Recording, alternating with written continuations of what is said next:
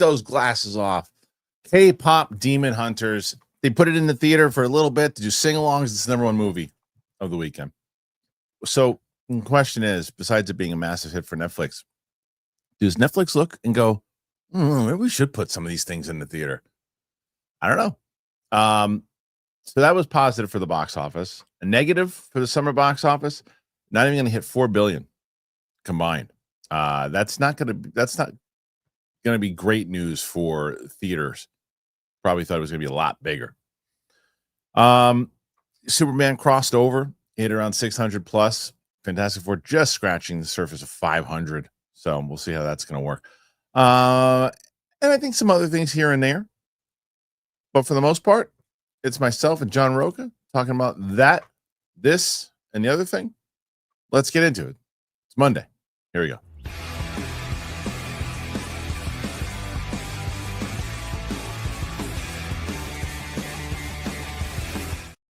Welcome back to the show here, ladies and gentlemen. It is Monday. Joining me on the show, as always on Monday, John Steven Rocha. What's going on, man? How are you? Good. What's going on with you? How was your weekend? It's good, man. We went to the beach yesterday. It was nice. With the kids, went to the beach, got to hang out for a little bit. It was a little overcast, but still nice breeze. The weather's been nice here. How would you compare the New York beaches to the Southern California beaches? Are you guys just trying to have beaches, or is it a legitimate beach? I mean, you gotta remember it's Long Island. It's right near the water, so it's like So, but it's the beaches have always been nice here, but it's different. The beaches in California, but I'll tell you, it is way easier for me to get to the beach that I go to here than it was for me to get down to PCH and go to. I mean, and I was only 10-15 minutes away from the beach, but it's a process because of the highways and everything. It is overcrowding. Yeah, it kind of sucks. Way easier. My wife and I were talking about this, not necessarily the beach, but just in general. Like, when you go to a doctor's appointment in LA, when was the last time you didn't pay for parking for somewhere? In LA, you don't. That's why I love it down here. Everywhere I go in San Diego, you don't pay for parking, and there in LA, you pay for parking. Everywhere you go, you pay for parking. It's not even downtown, like even outside of downtown. Everywhere you go, you pay for parking. My wife and I were like, we were showing up to places here 15-20 minutes early, going, we're gonna have to find parking, and like we're sitting around for 20 minutes because we found parking. They actually have lots where they care about people. Anyway, so that's that. We have a lot to other things to discuss. Right before we went on the air, I talked about, we can kind of get into this. So I've been doing Matt Serra's podcast, and one of the guests that we had on not too long ago was Rampage Jackson. And, it's a really good episode for us, and it's a great conversation between the two of them. And he's got a pretty successful podcast. But he's in the news, and not in a great way. His son, more so, is the one who's in the news. Because we talk about wrestling on this show, so I think it's kind of relevant to what we're talking about here. I guess that his son, what's his son's name? Rampage Jackson. Rampage Jackson was in. So I don't even know how he was there, but so essentially what happened in this wrestling, there's like it was an indie wrestling thing. But I think that they somehow related to WWE at some way. They own this thing, so they're affiliated. They're affiliated. So behind the scenes, I guess this guy was a former vet, and he's what's his name? Chaos? I can't remember I don't remember the guy. He Psycho Stu is the guy's name. Stuart Smith is his name in real name. So he thought Raja was a wrestler. So they and you see all this on video, and he gets back and forth. He's in his face, and he takes a beer can, and he goes to crush it on his head like in wrestling, and Raja stands there, and so Psycho Sid's kind of like, "Oh, you're not gonna sell it? You're not gonna sell it?" And he's like, "He's not a wrestler, man." And then he apologizes profusely. Thought it was part of the thing, and then they made it part of the show. It's like, you know what? You can get him back. You can kind of climb into the ring and go after him. And do the thing. So the guy, Psycho says like, "I'm probably gonna get a receipt here for what I did." All right. So Raja, who is an MMA fighter, picks him up over his shoulder, slams him down really hard in general. So that right there, if that was the moment, you'd be like, "Oh man, that was probably harder than you should." That was like kind of like a slam. He probably knocked him out there. Yeah, that would have been a conversation alone. Be like, "Oh, should he slam him too hard?" You could have seen people debating that. Sure.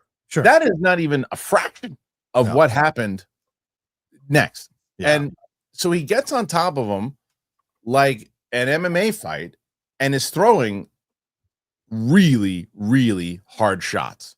This is an attack. This is an assault. And I don't care how they try to paint it or whatever. The wrestling, it was in the scope of wrestling. Bullcrap. I mean, if you made him part of the show, then you are responsible for the situation. But of course, I don't know what the contracts are that they sign. The wrestlers there, that whatever happens at a show, you can't sue KnockX Pro Wrestling or WWE as an extension because they're affiliated with them. Because this was a stupid idea. They clearly did not run this clearly by Raja, or if they did, that's even a worse look for Raja, that he went into business for himself, delivered what they call a quote unquote receipt, and just pummeled this dude. Apparently he had a mixture of blood and teeth.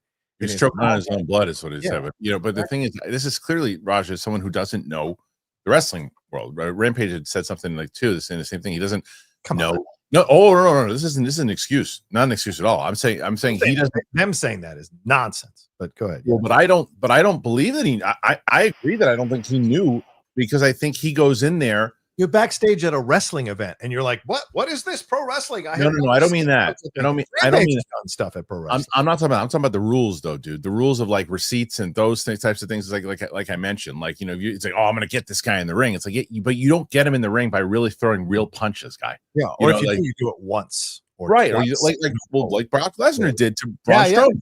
Exactly. Right? Like that little punch in the face. Yes. That's like, calm down, dude. You just hit me. Let's get back to wrestling now. This is just an assault on someone, beating the piss out of the guy. Yeah. And I'll tell you who I blame besides obviously him. Right. The referee is right there. Yeah. And he's like, oh, stop. After the first punch, you go, whoa. Yeah. There's one wrestler who comes in and actually grabs him. Yeah. Like that guy comes in and actually grabs, and he's like wrestling him off and trying to get him away. There's another wrestler who's just, oh yeah, I don't know what to do. You get involved.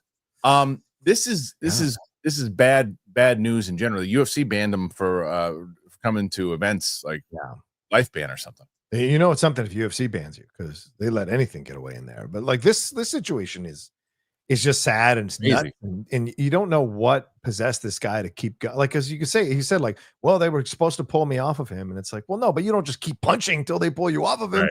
You understand what pro wrestling is. You're not a 10-year-old. You're an adult, a person of age.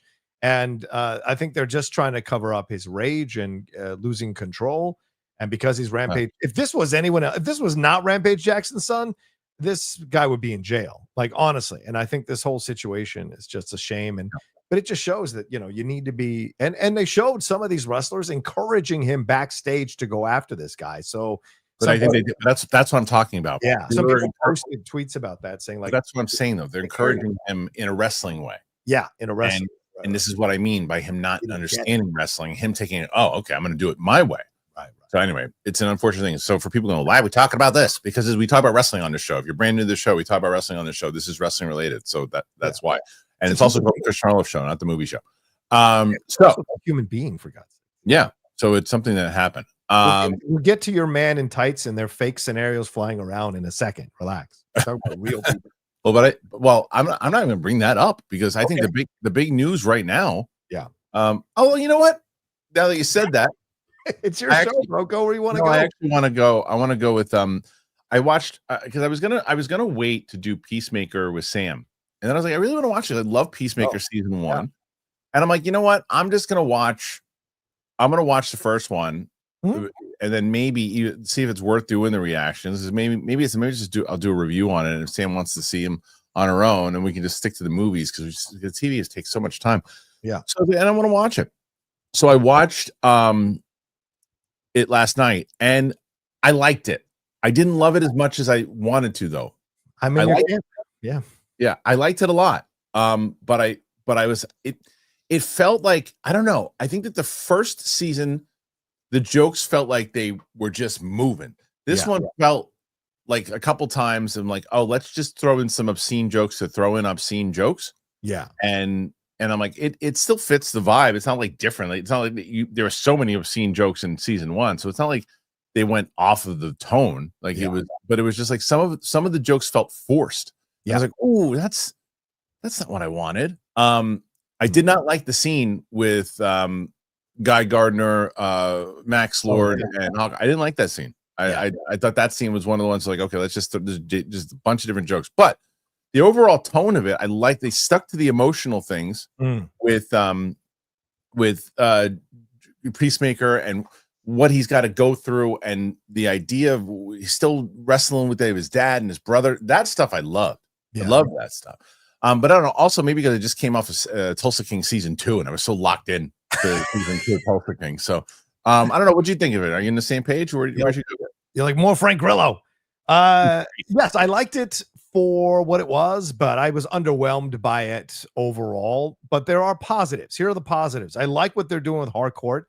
I am one of these people. I may go after James Gunn at times, but I always defend Jennifer Holland, his wife, because I think she's a damn good actress. And I don't care that he's giving her opportunities because she's actually knocking it out of the park when she gets a chance to do it. And so I like that they're giving her more to do this season. And I don't think it's just because she's married to him. I think because this is a character that's really interesting, and having her confront her own quote unquote toxic masculine energy as a commentary, and then seeing that, yes, she does indulge in these characteristics. And what does it mean? You're setting up an interesting arc for her. So I like that. With Peacemaker, I agree that some of the jokes were forced. And this is where we get to the point where James Gunn writing everything isn't necessarily a great thing, because it starts to strain at times and break, and the jokes don't necessarily land.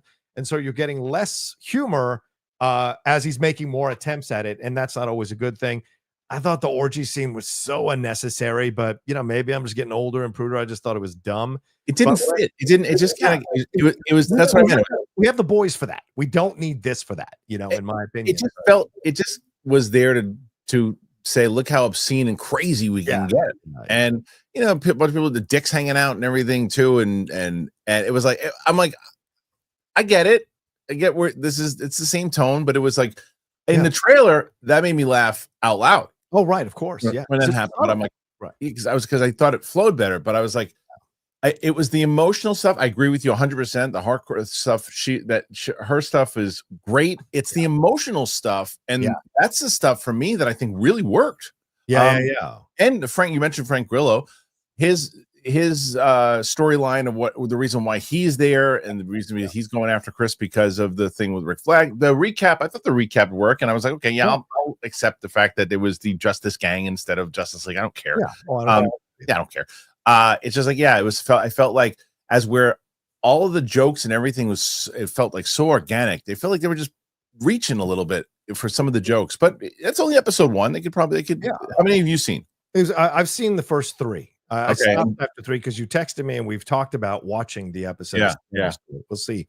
But like the Maxwell Lord thing, he is in charge of Lord Tech, but we're going to believe that he doesn't know how a microphone works. Like, it's those little things that you're just like, I get you're trying to make a joke, but you don't have to make the character stupid to make the joke. There's another way around that. And I just thought that was a bit of, even having the bunny girl walk out, that to me felt a little like, oh, okay, I get you're trying to be cool and make a deep cut, but they're just moments. But you're right. The emotional stuff is what works. And I wish they leaned in that a little bit more, because that's what I loved about season 1. It wasn't his ability to beat people up or the deep cuts or, let's show as much sex as possible. It was, what are these characters going through? Right. What are they overcoming? What can I universally feel connected to and have experienced myself that I see in this character that makes me care about this character? And I think they kind of walked away from that a little bit here in the show. But again, as you said, it's episode 1. They're laying the groundwork, right? Because clearly that other universe is going to figure in to be a big deal in the season. So yeah. Well, that's the funny thing is, a lot of times, when it comes to these things, people always will get on my case about like, well, you don't like when humor's in there. I actually was hoping for a lot of humor inside of Peacemaker. Like that's what made the show so spectacular in the first one, and it called for it. It just and I went into it, like I said, I had just finished up season 2 of Tulsa King last night. And I'm like, you know what? I'm going to start. I'll watch Peacemaker. I'm going to watch this because I love the first season. I can't wait to see it, and it's got such great reviews. And I'm watching it, going, I really like the story. Yeah, like the story of where the show is going, and I think that's the most important. Yes, agreed. It's like, do you care? Do you care about this to keep watching? And my answer is 100% yes. I want to see where it goes, how they're going to continue this on, how it all combines to DCU, and mostly where it's going to go for him and this team. So I'm on board. It just like I just felt like, oh man, the jokes felt forced, and I hated that. I hope there's more with Adebayo, because she kind of was a big deal in the last season, and they kind of sidelined her a little bit in this opening episode. So I hope we get more with her. I feel like we were I think they're setting it up for her to do more. I mean, she's like in that hotel room and like, you know, just kind of, and he even has that conversation with her. He's just like, you know, you're kind of the big deal, and now you're here, and then so yeah, they're all going to come together, and they're all going to come to help him. So I like that, and I'm on board with it. How about the shot at Jared Leto's band at the end? Oh my god, I find that to be funny. I thought the kindness was the new punk rock, but I guess we can still take shots at people. I'm confused about the idea there, but yeah, I mean, I get it. He's basically saying Jared Leto is not a part of this universe, and I know it's cool nowadays to bash on Jared Leto, but who is putting out Tron Ares? Isn't that WB? Who's putting out Tron Ares? Because if it's WB, Disney. Oh, it's Disney. Oh, okay. And then, but yeah, this whole situation, I thought, wow, what an interesting shot to take at him. So clearly, he's not coming back as the Joker, even though Margot Robbie is still basically maybe coming back. I don't know. We'll see. But either way, what do you guys make of Peacemaker episode 1? Did you watch it? Like it? Not like it? Put your thoughts in there. Let us know. All right, we have a lot of box office stuff to talk about. Yeah, a lot of box office stuff. So I mentioned it in my in the opening there. The K-pop Demon Hunters, man, it wins the box office. One weekend, sing-alongs. The screenings of the Netflix and Sony animation K-pop Demon Hunters easily topped the charts this weekend. The 2-day event reportedly hauling in 9.6 million on Saturday. Target, it did 18. So we'll do the overall numbers right here. Hold on a second. And there you go. So K-pop Demon Hunters did 18 million. 18. That's pretty crazy. Just on those screenings alone. Weapons bringing in 15.6. He's up to almost 200 million so far for that movie. That's a massive hit. Freakier Friday, another one, coming in third place, 113 worldwide. It's 70 million domestic so far. The movie made 70 million domestic. Fantastic Four, I think it hasn't even cracked 500 yet. 490. That's obviously a disappointment for Marvel. Bad Guys 2, which I think is also out on digital, 150 million worldwide. Not too bad. And then we go to, I think, Superman, as you look right here. Superman just crossed 604 million. So, you know, John, I think the big story here is K-pop Demon Hunters. And yeah, this is just sing-along screenings, bringing in that kind of money. If you're Netflix, do you second guess your decision of putting these things in the theater, or do you say no, we have a good strategy, we know what we're doing, we're not going to spend another $100 million on marketing? This was a freak thing. It was a massive hit. We didn't know it was going to be a hit. We put it in theaters. We made some extra money on it. Well, I think everything they're doing is a case-by-case basis, right? Because it just was announced last week that Guillermo del Toro's Frankenstein is going to get a 3-week theatrical release to match what Narnia is doing, with Greta Gerwig getting a 3-week theatrical release. But Ryan Johnson's new film is not going to get a theatrical release. So it's about case by case. And you look at, yes, Demon Hunters did really well, and congratulations. I've got to watch that at some point this week. But Ne Zha 2 absolutely shit the bed, which was a massive hit coming out of China. They released it here in the States, and it didn't do well. So I think it was a matter of the fact that K-pop Demon Hunters grabbed the pop culture zeitgeist's attention on Netflix, and that's what inspired people to go see it out in the theaters and have a communal experience with the film. But there's no way to know how it would have done if they had just released it straight into the theaters. Would it have caught fire? Possibly, very possibly. But it's also possible that it would have done what it did anyway at 18 million, and it would have been that big of a deal, you know. Oh no, it probably wouldn't have done 18 maybe million. not even 18 opening weekend, probably not. No, because people would know it. The reason why that people rushed out to see it is because it was this phenomenon on streaming. And yeah.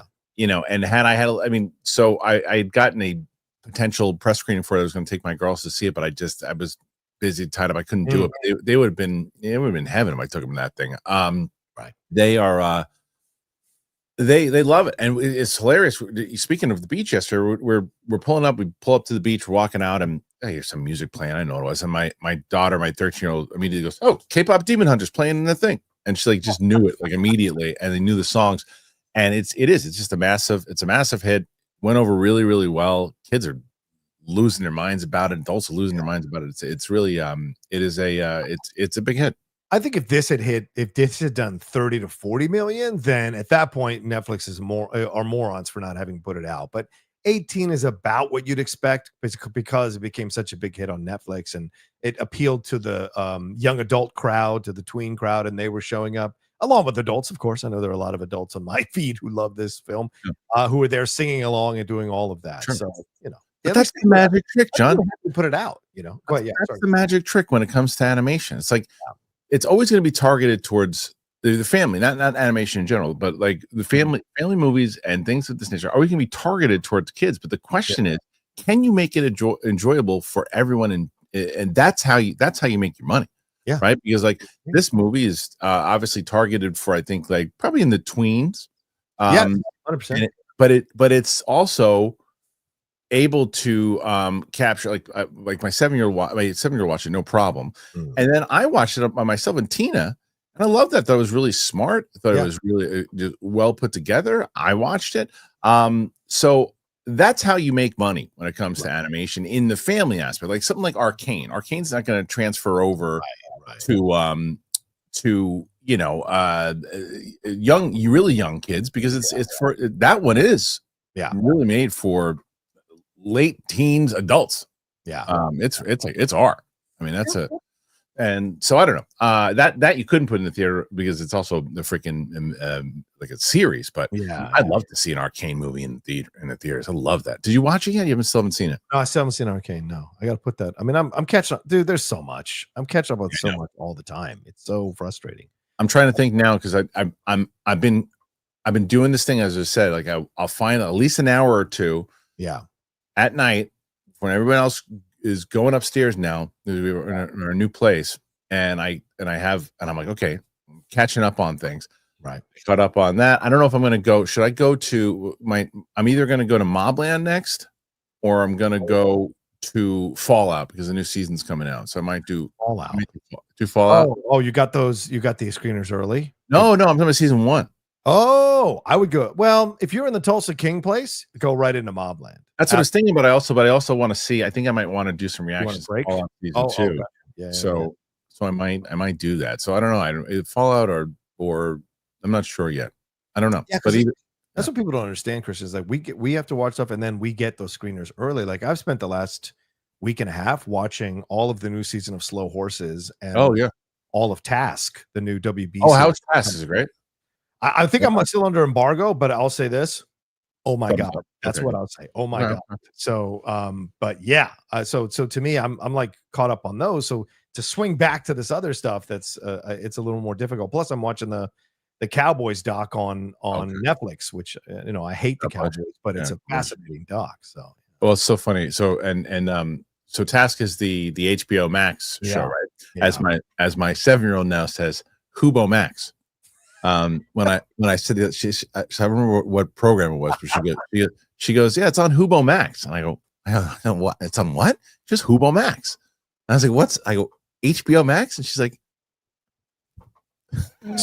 it was great. But she was calling it Hubo Max. It was the best. I love that. I loved it so much.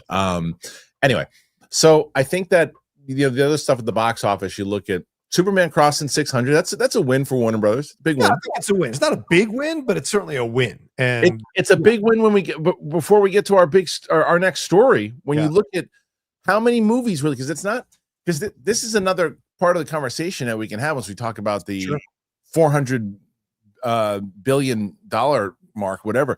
4 billion, not 400. 4 billion. It's 400 would be okay. Everybody would be all right. It's making $400 billion. Right.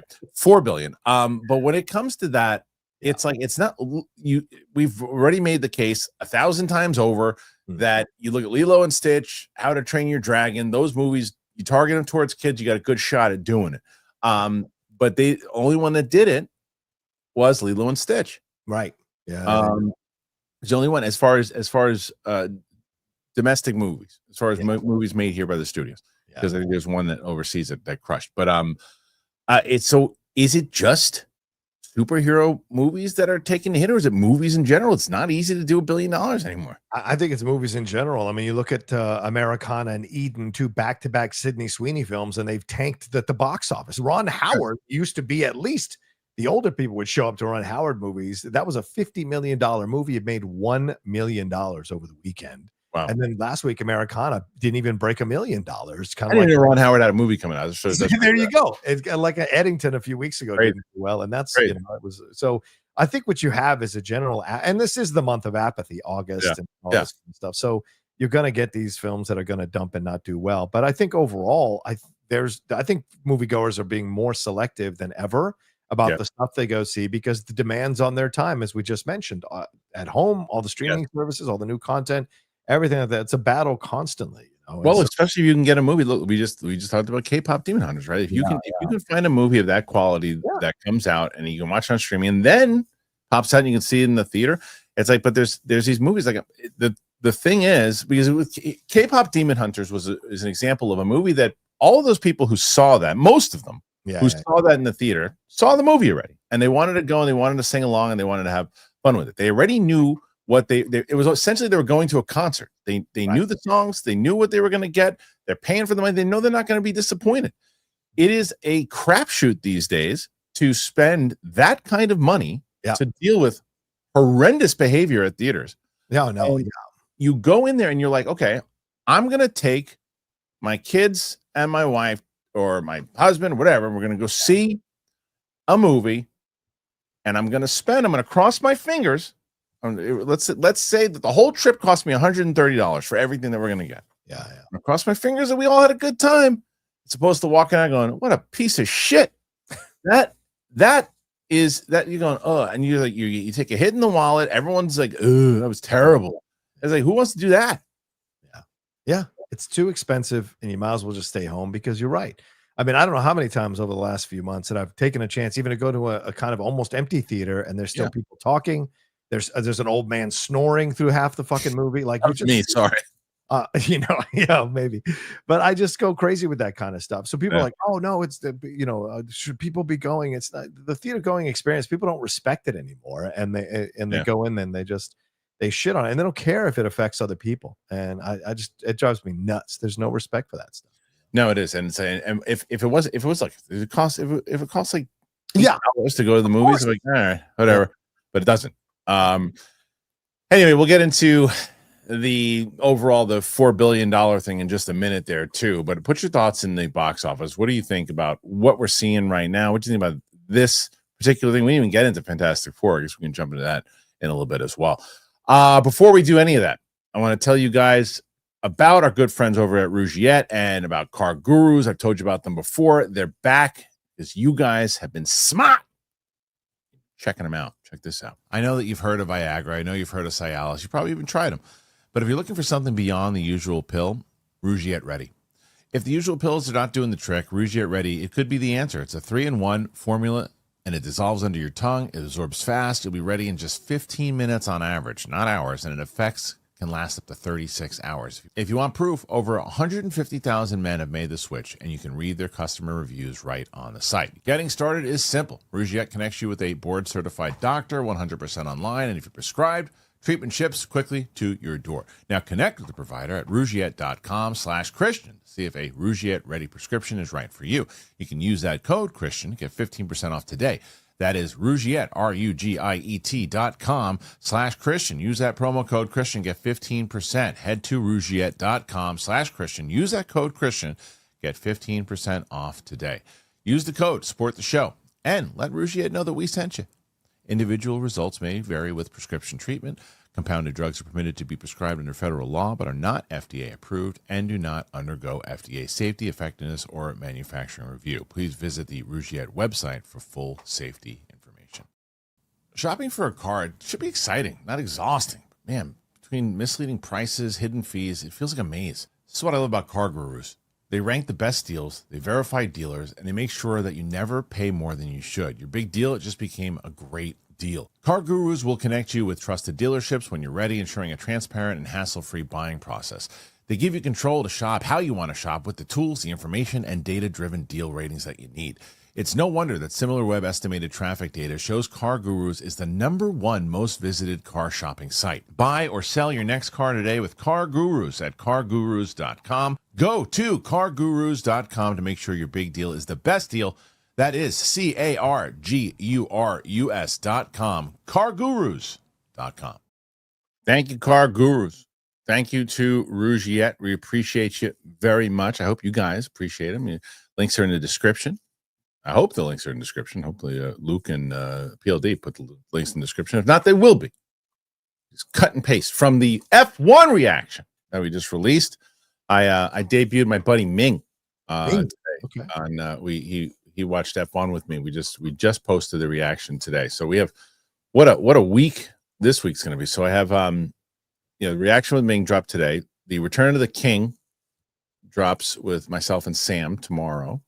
Also doing are you going to see Caught Stealing tomorrow? Maybe. We'll really? See. Yeah. I want to see that one. So I'm hearing mixed reviews. So. Okay. Well, I'm going to go see that tomorrow. I'm going to do another theater reaction for that one.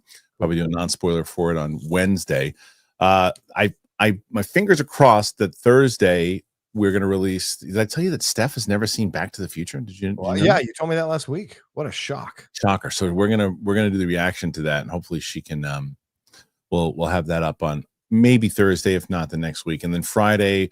I think I've been trying to get Sam away from the comic book movies because it's been in MCU for so long. Yeah. And then we're in the middle of Lord of the Rings. We jumped to Superman, and I'm like, you know what? I was going to do Suicide Squad with her, but I think I'm just going to go directly into the Nolan movies now. Or maybe actually, she's never seen Usual Suspects, so I might do that one first. That's a good choice. Yeah, I might do that one first. So we're busy here, John. We got a lot of stuff going on. Sounds like, yeah. We've been talking about maybe coming together on something, so we'll see. Yeah, we got to figure that out too. And I think when it comes to maybe like some of the screeners, but Peacemaker at this point, I think we missed the boat on it. We should have done it earlier, but we'll find something. We get screeners for these things early. If there's maybe Fallout, could be the one. Oh, it could be fun. I like that. Catch up. Yeah, if I catch up. But I spoke about Tulsa King. Yeah. Did you like season 2? I liked season 2. Yeah. I mean, Grillo coming in. Yeah. More with what's the guy? I always forget his name. The guy with the blue eyes was the evil dude, the white guy. I forget his name. It's like everybody on the show. Yeah, Christopher McTiernan. Is it Chris? No, that's who's he playing on the show? He plays his main antagonist, the guy who's beating up his oil. Neil McDonough. Neil McDonough.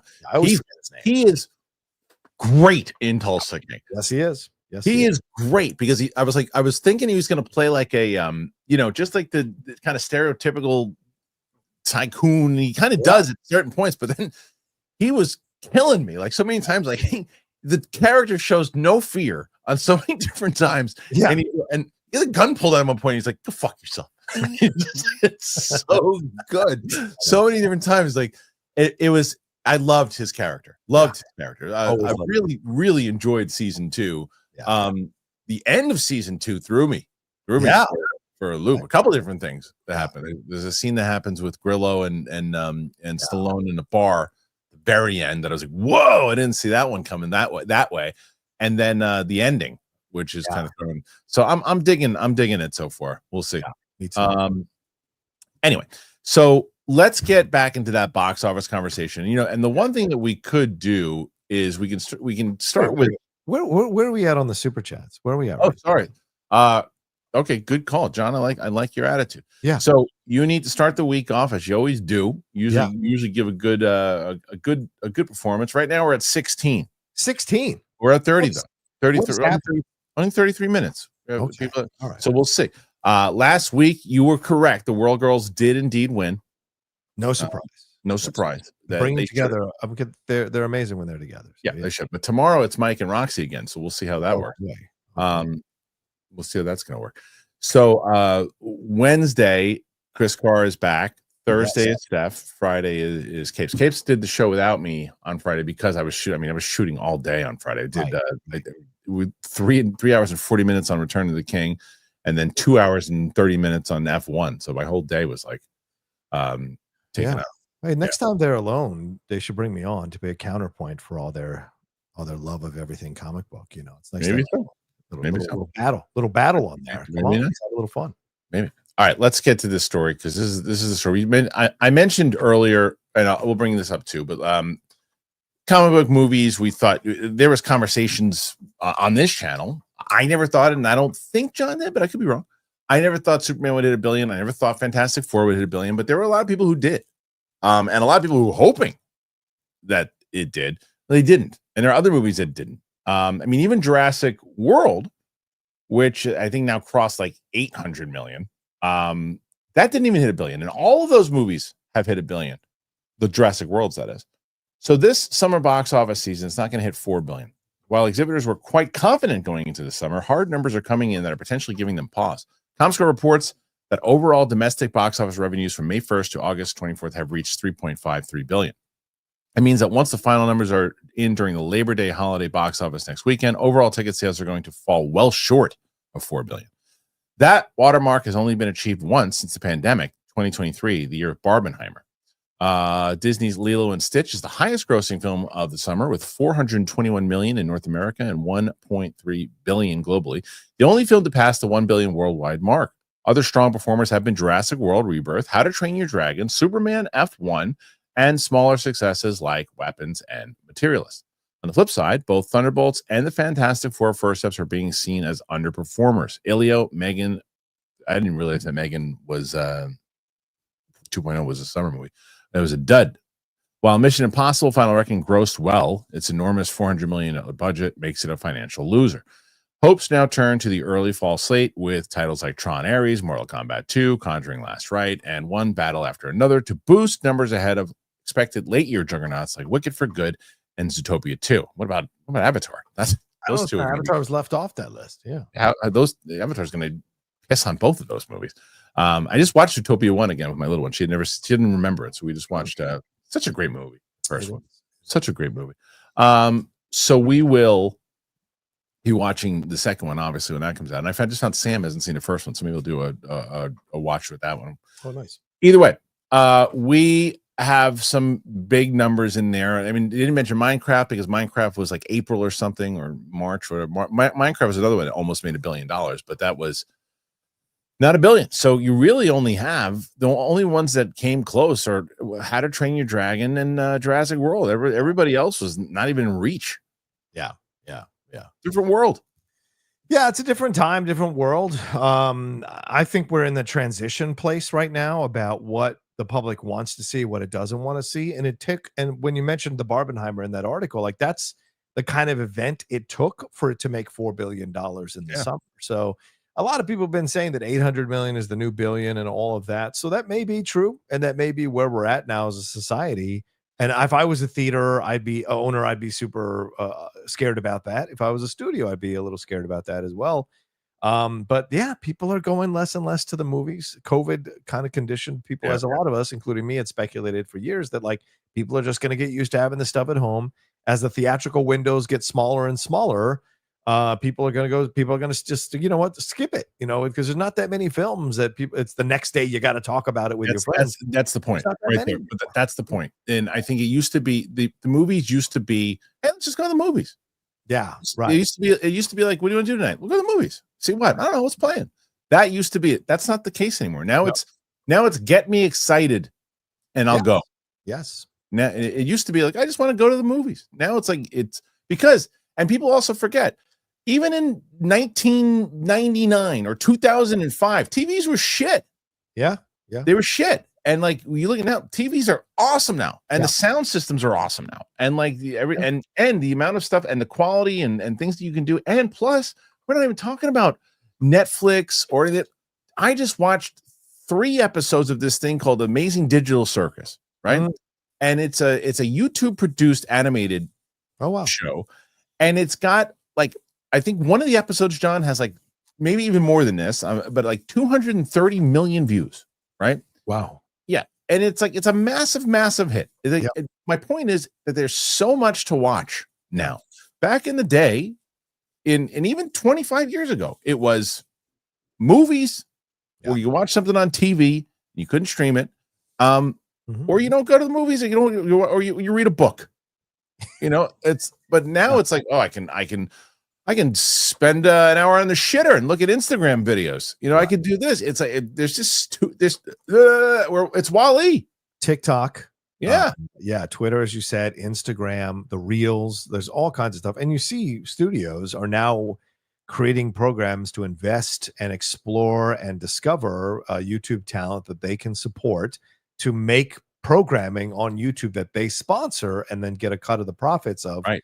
it's amazing. Like the other day, I know this isn't movie related, but one of the soccer or football YouTube channels that I watch, Mark Goldbridge, he just signed a deal with the German league, the top league, to screen 20 of their games on his YouTube channel. Right. That's insane. And so you see that the power of YouTube, if you can corral the power of YouTube, increases and grows. And these are the places that you can screen stuff and show stuff. And you're right to mention the original stuff that's happening on YouTube. There are quite a lot of series. I mean, the new thing happening now that has blown up in Asia and is starting to make its way here into the United States and North America is these like 2 to 3 minute melodramatic soap opera type shows. Right. And are produced professionally, and they're only 2 to 3 minutes, the episodes, and they're getting millions of views from people because that's the attention span now. What can you tell me in 3 minutes?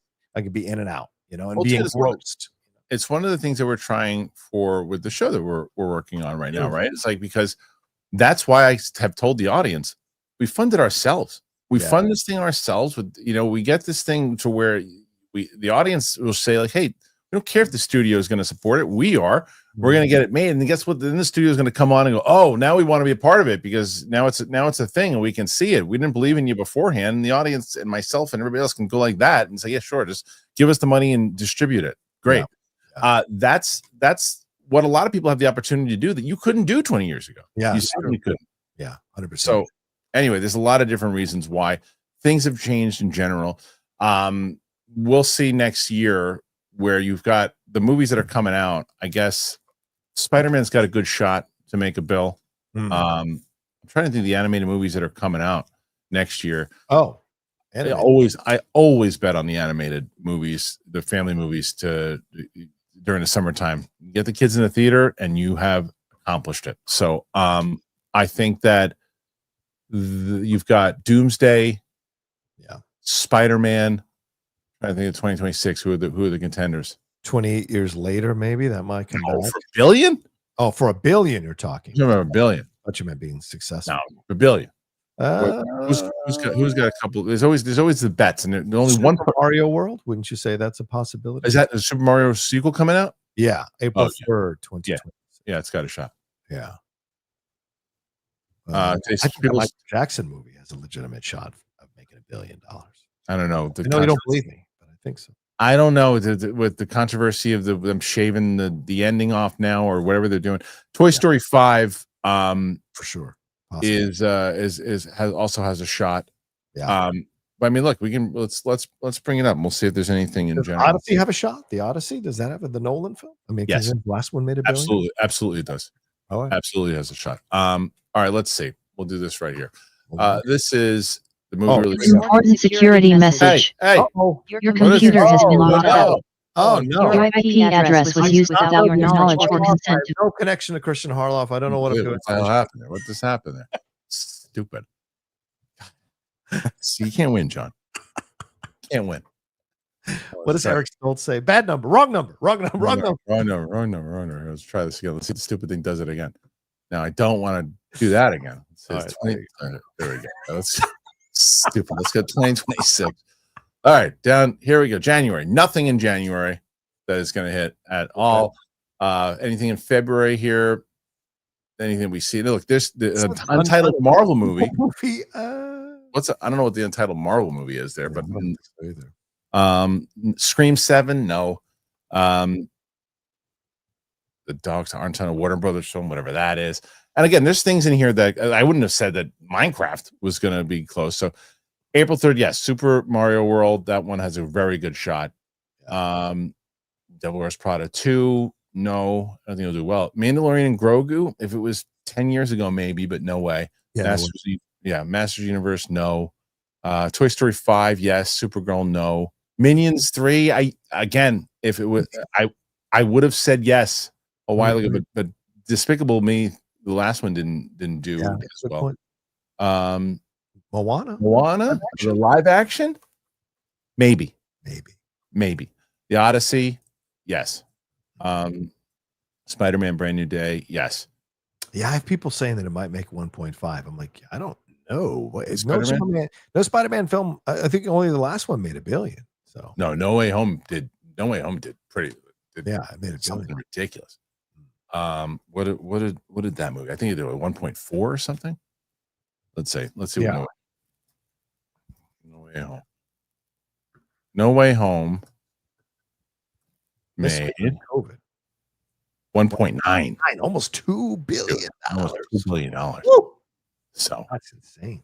So we'll see how that's going to work in general.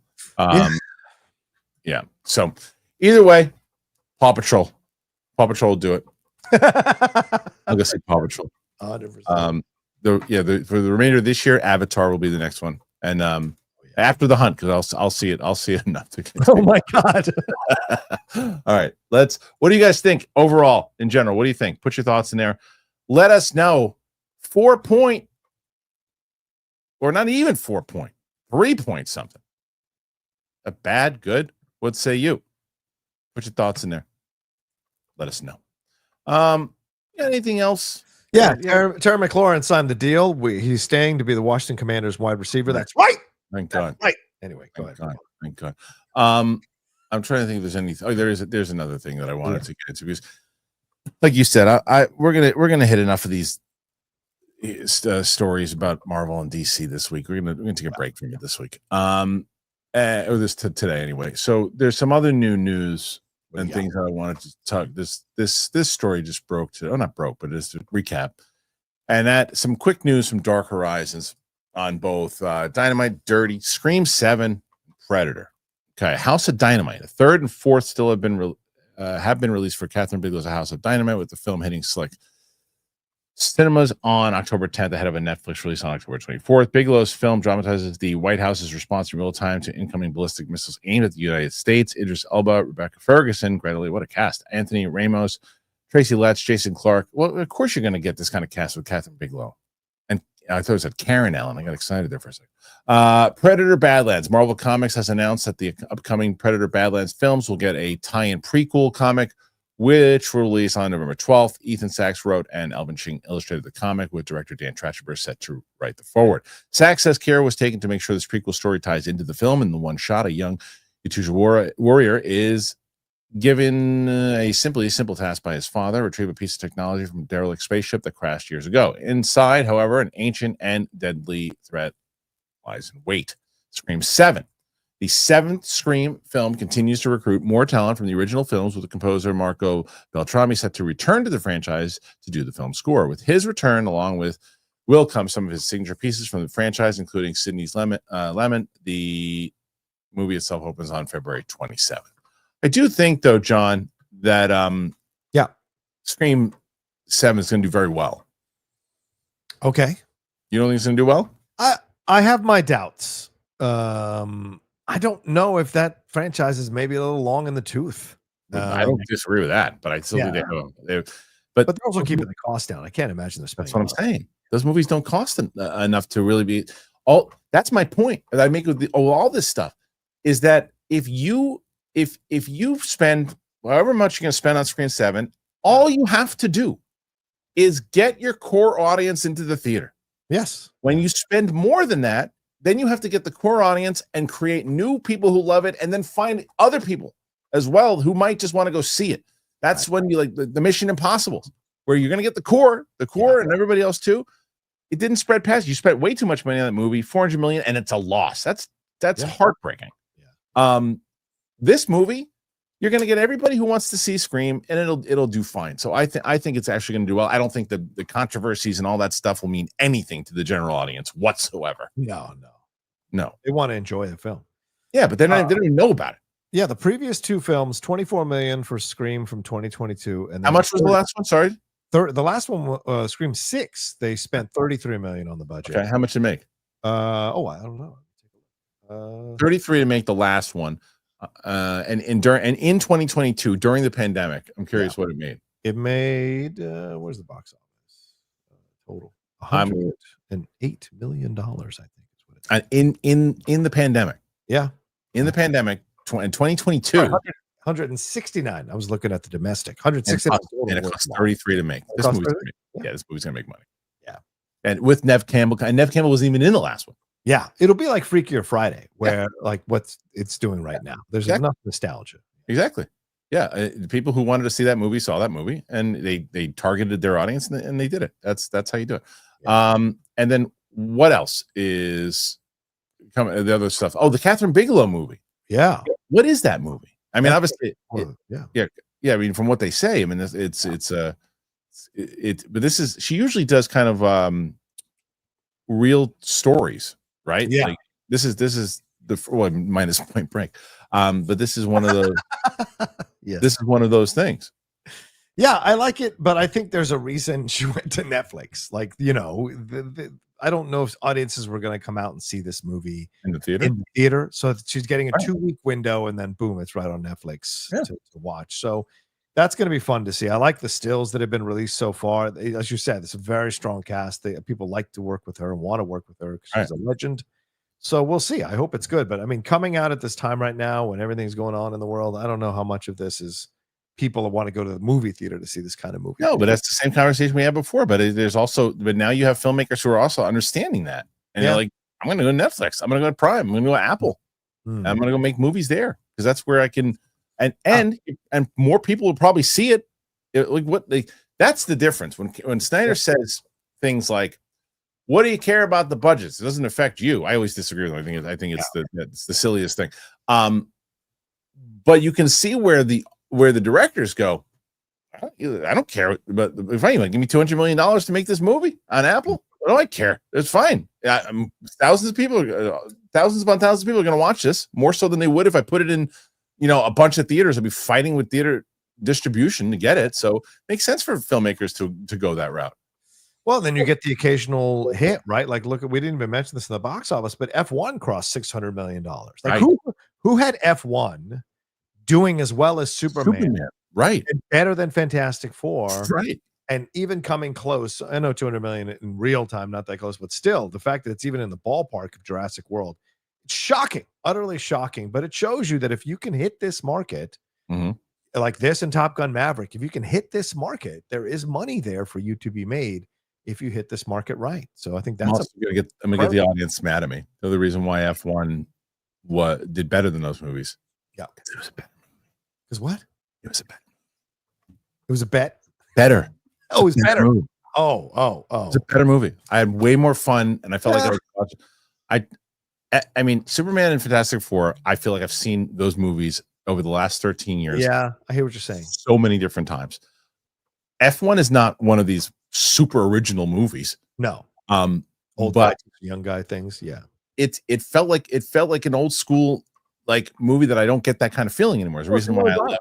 How many times have we seen F1 movies? Like, it's not that many, right? Right. Movies, but F1 movies. Yeah. It was why I told you I watched it with my friend. We watched it. I really dug watching it again. I liked it just as much.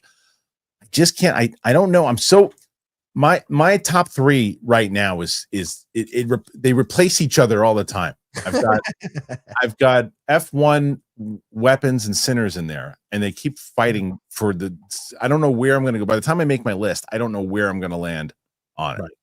Well, we still got a whole 4 more months. I know there's tons of other things. I'm just saying that, for where that goes. I think you're right on those three. I think I'm in that same. I think I have the same top three. Just not in the same order, but certainly. Oh, did you wind up?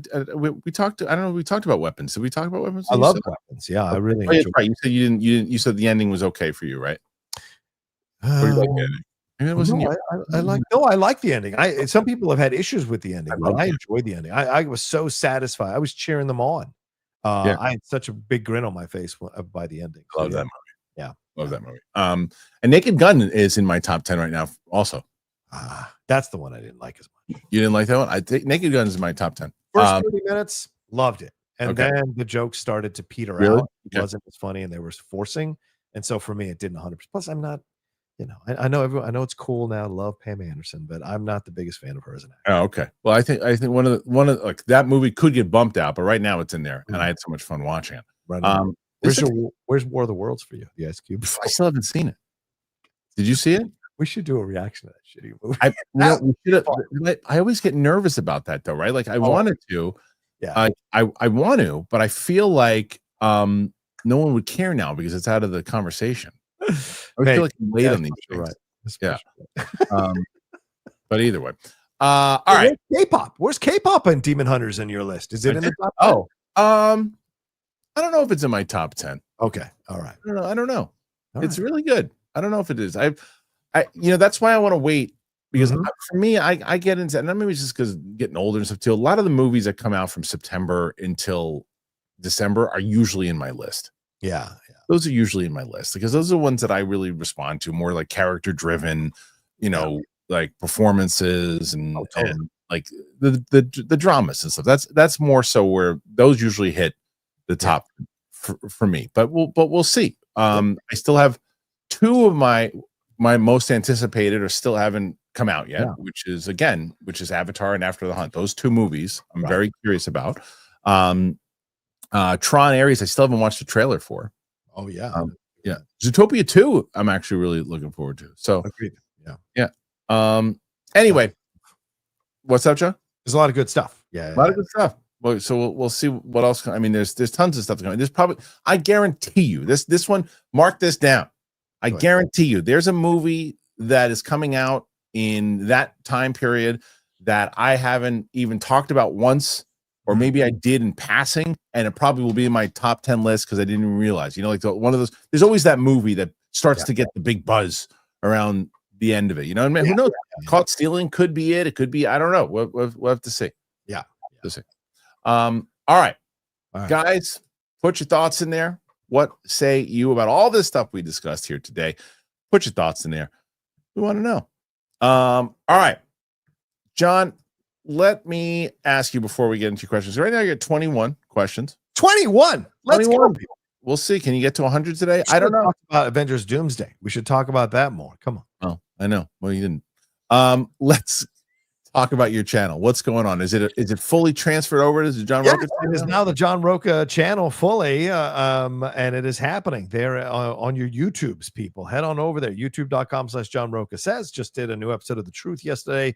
Went in on all the Avengers Doomsday stuff, which I had more updates on, including some of the behind-the-scenes drama with RDJ and clarifying the RDJ and Ryan Reynolds situation. I talked more about that on the show, and also got into all the other news that's going on with DC and Star Wars, just Star Wars Visions. Katie Sackhoff's comments I thought were really interesting. We talked about that on the show, but we've also got either today we're either going to do Geek Buddies or Hot Mic today. I've got to figure that out.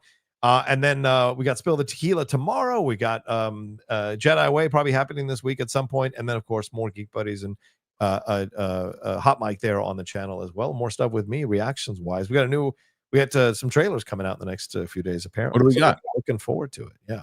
What's coming out? Oh, I think the Catherine Bigelow one might be coming out this week. So curious to see when it comes. Well, that's one. So that's what I've been trying to do more of, right? Like I mentioned the new Paul Thomas Anderson movie. I did a reaction to. I did the After the Hunt reaction. They both did dog shit, like I knew they would. But I wanted to bring more attention to those movies. So I'll probably do it because Catherine, that reaction won't do very well. But I think I might actually do it because I just reading that cast and everything else too. Yeah, should have reacted to Good Boy. Had I known that was going to take off like a wildfire with gangbusters, I would have reacted to that trailer. What was it? Which one is it? The dog horror one, and now it's getting a wide release because the trailer got watched. I don't know what the hell that is.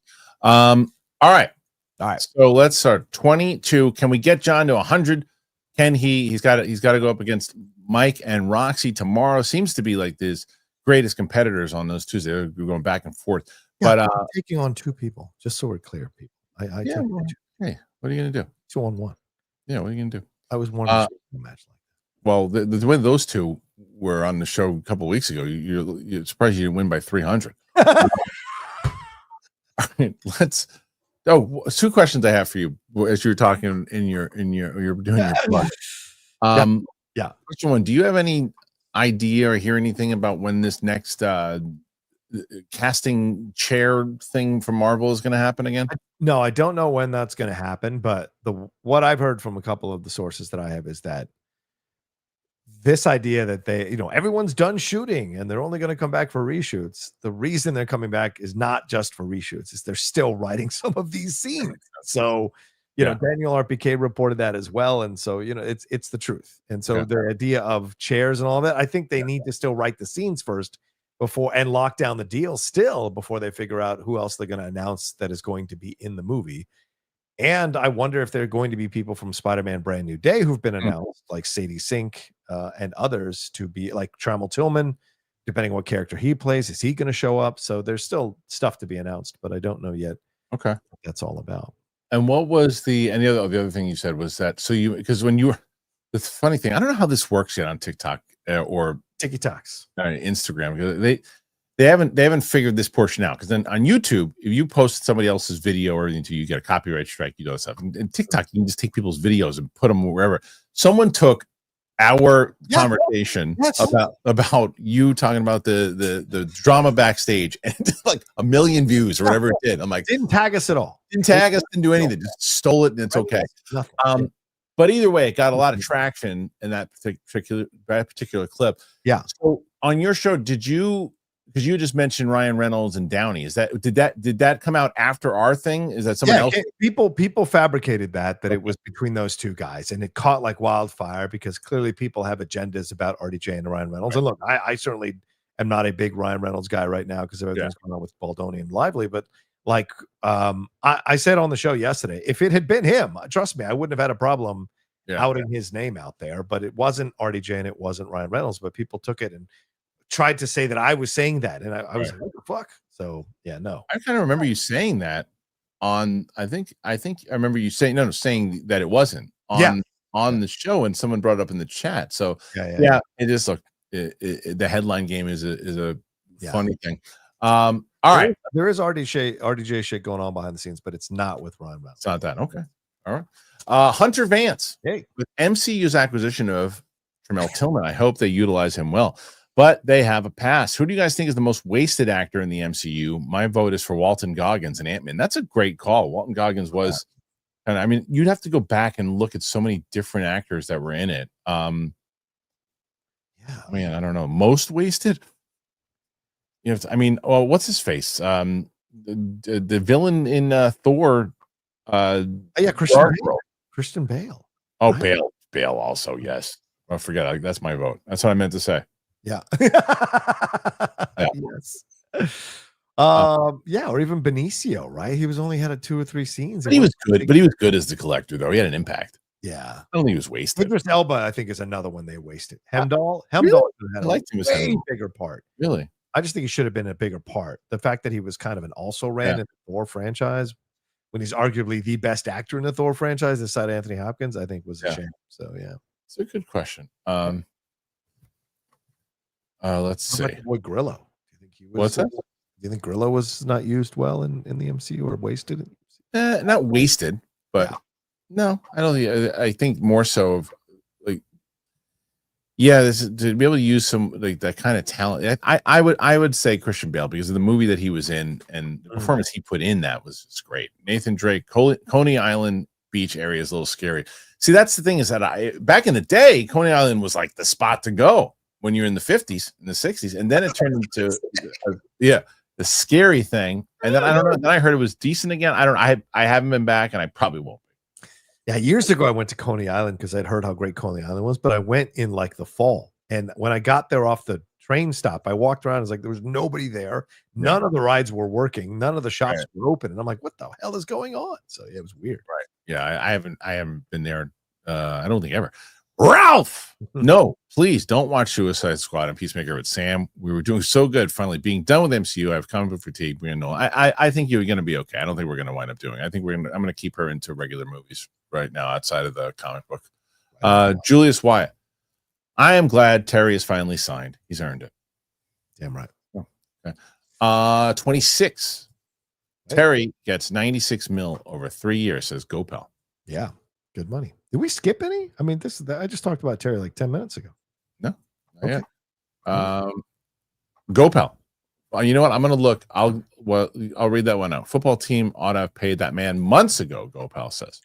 It's all negotiations, man. Yeah, it takes. You know what? I'm going to double check here and just to see what the first one is that we started with, just in case we did miss. I don't know why sometimes it does this, but it hasn't done it in a while. So I've been.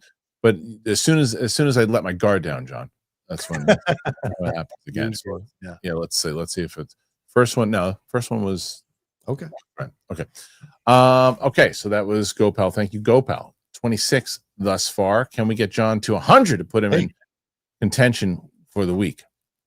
Ralph. Oscar winner DiCaprio, two-time Oscar winner Sean Penn, Oscar winner Benicio del Toro, working with multiple Oscar-nominated director, one battle. Can't wait. I'm super pumped for that movie. I loved that trailer. Did you like that trailer? I did. I like that trailer a lot, and the second one even more so. So I'm like really dialed into this one. I hope it's good. There've been mixed kind of reactions to it who've seen it at festivals, but I hope it's good because it's BTA, man. I hope. Yeah. Ralph, excited to see Sean Penn return. Milk, Mystic River, Carlito's Way. He was so good in Carlito's Way. Casualties of War, Dead Man Walking, 21 Grams, Spicoli. Dude is a world-class actor. He really is. I agree. Double Oscar winner.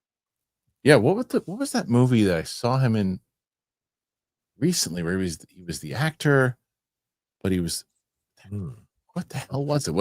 Was it a Paul Thomas? Was he in Licorice Pizza? Oh, is he in Licorice Pizza? Ugh. No. What was he in? He was in something recently that I watched. Yeah. And it oh my god, what the hell was it? Where he was the actor and like they're riding around on a beach or what the hell was that? It was Daddy-O, Gonzo Girl, Asphalt City. He is Licorice Pizza. He is in Licorice Pizza. So maybe that was it. Licorice Pizza. Maybe you're right. He was. Where was? What the hell was it? It was. I can't. I can picture the damn scene in my head. What's Asphalt City? I don't know. What's that? Jack Holden. Is this Licorice Pizza? Isn't that the one where?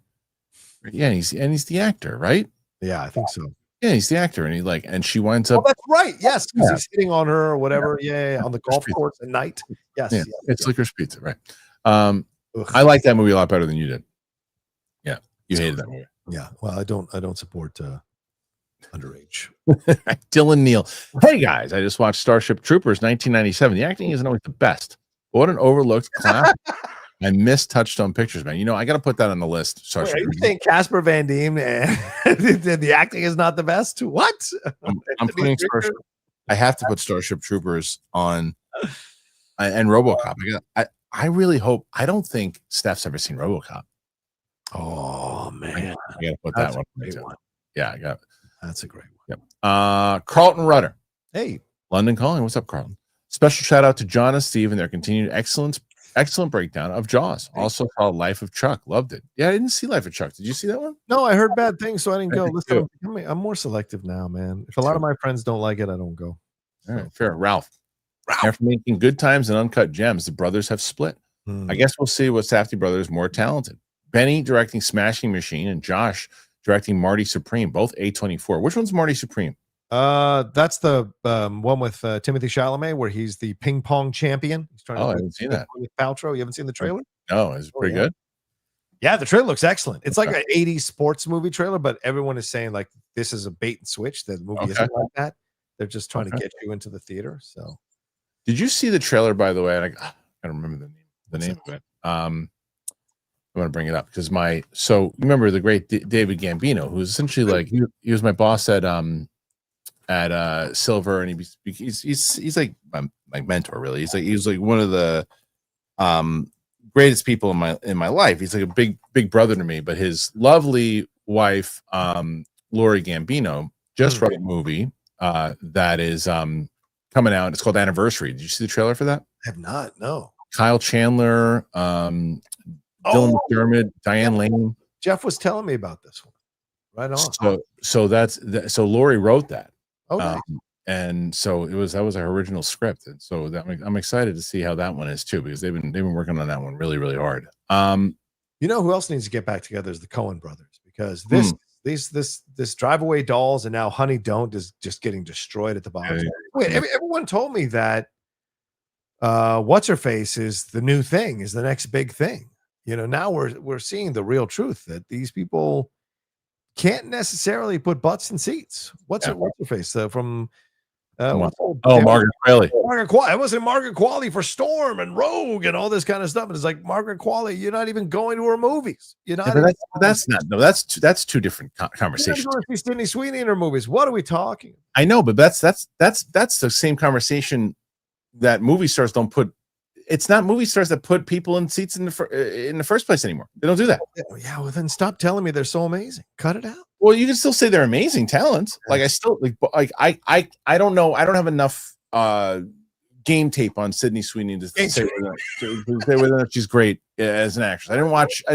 Well, I'm not discussing talent. I know, well, but I heard there's a star meter, and they're so high in the star meter. But if people aren't going to see your shit, how high are you in the star? I think that's it. We're not in 1995 anymore. To take that, that doesn't work like that anymore. Like the question is, if they put her in a role like that, right? If they put her like a rogue or whatever, and then does she shine in that moment? Yeah. And then if X-Men, who's like the standouts and who's like F1, right? Yeah. F1, when you're walking out of there, you're going, Damson Idris is amazing, right? No one's going to see that movie because of Damson Idris. No, because no one's pumping him up to be Margaret Qualley or Sydney. Contraire, mon frere, as they say. Brad Pitt is the reason you go see that movie. Of course, that's the reason why. But I'm just saying that show that he did, and was like, this guy, this is the next Black Panther. This guy's huge. Or whatever. Yeah, like it's not a big hit, Snowfall, and so no. But what I'm saying is that but because of the talent, they're like, watch this guy, and then he gets the spotlight put on him on F1, and he delivers. That's the point. And these movies you're talking about, these are small budget. Nobody's going to go see the movies. $50 million is not small now. That's small now, dude. That's a Ron Howard movie. How are people going to see that? Yeah, $50 million today is a small movie. I guess it is. Anyway, okay. Tat Threeful, what's this wave of hate for The Rock on Twitter?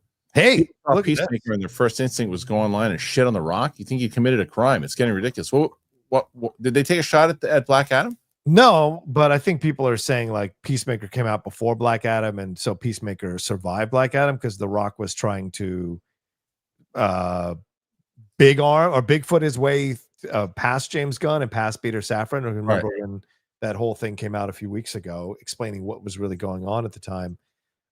His interview with Horowitz, when he explained what was happening, that The Rock had locked down Cavill the day after they had signed this deal with DC. But I guess people are saying because Peacemaker came out just before Black Adam, and here's Peacemaker surviving. I'm more of this place of, have you read this interview this morning? Or maybe you didn't, but he was talking, Dwayne's been talking about, because he's promoting the Smashing Machine, which is coming out, I think, in a month. I'm excited for that one too. I am. I hope so. It's good. But he said that he was scared to go after these bigger opportunities. He was scared. I realized that maybe these opportunities weren't coming away because I was too scared to explore this stuff when he was talking about these bigger roles that are, to ask a lot of him as an actor. Again, that is just such fabricated PR. Directors and writers weren't like, we got to get The Rock to be in this really gritty, dramatic movie. And so, again, it's this kind of brand saving that to me it feels so. You don't think there's any validity to that? No, I think there's zero validity to the fact.